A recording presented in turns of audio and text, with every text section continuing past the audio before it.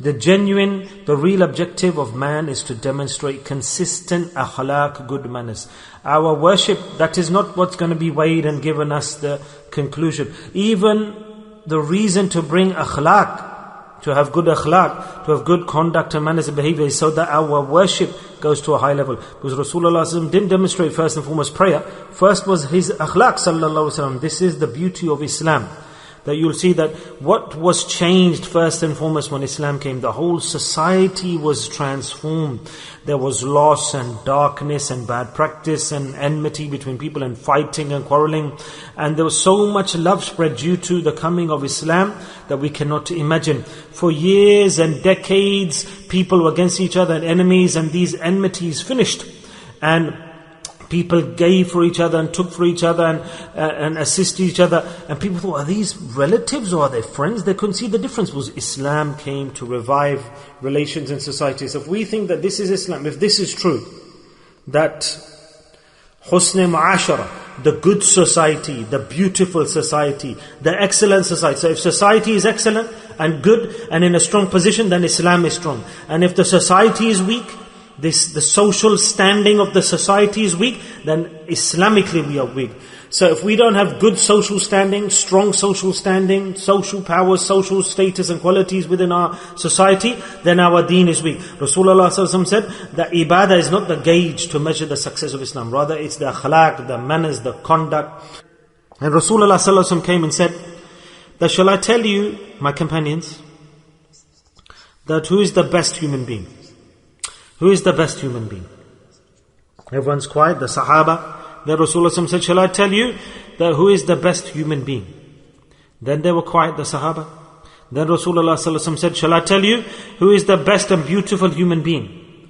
And they said, O Prophet of Allah, please tell us who is the best human being, who is the most beautiful and best, and who is the worst.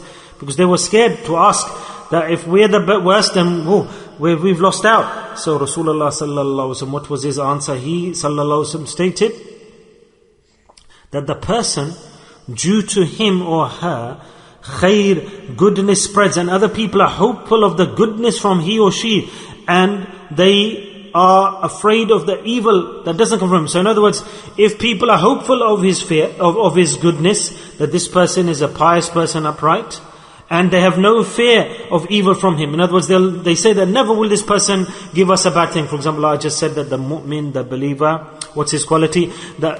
The people around him could say maybe the whole world will deceive us, but this person will never. So Rasulullah said that such a person about whom other people think that goodness upon goodness will come to us from this person, and it's no way impossible that he will inflict bad or evil or negative to us.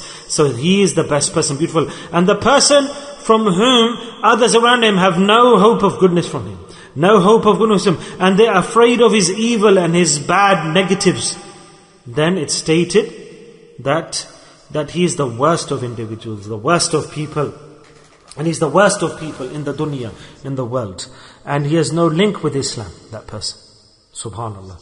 Then Rasulullah said, come further, come closer. And all the Sahaba are looking and watching, and he came closer. To this extent, that Rasulullah, he said that I am proud of my muqaddar destiny, that my knees met with the knees of Rasulullah sallallahu alaihi wasallam. Subhanallah. And he said, I was sat here, and then Rasulullah said, Wasba, that did you want to ask me something? He said, O Prophet of Allah sallallahu alaihi wasallam, I came to ask you something. And Rasulullah sallallahu alaihi wasallam said that you will ask and I will give you, or do you want me to answer your question automatically? And he said, Ya Rasulullah, this would be very good if you automatically answer the answer to my question. And Rasulullah said, okay. Nabi sallallahu alaihi wasallam said, I will give you the answer to your question, even though it was not presented the question. So khair, that you came to ask about good and bad, khair and shar. And he said, oh Rasulullah, yes, I came to ask what is khair and shar. How do we know what is khair? It is khair and shar is shar. What is the difference between the good and the bad?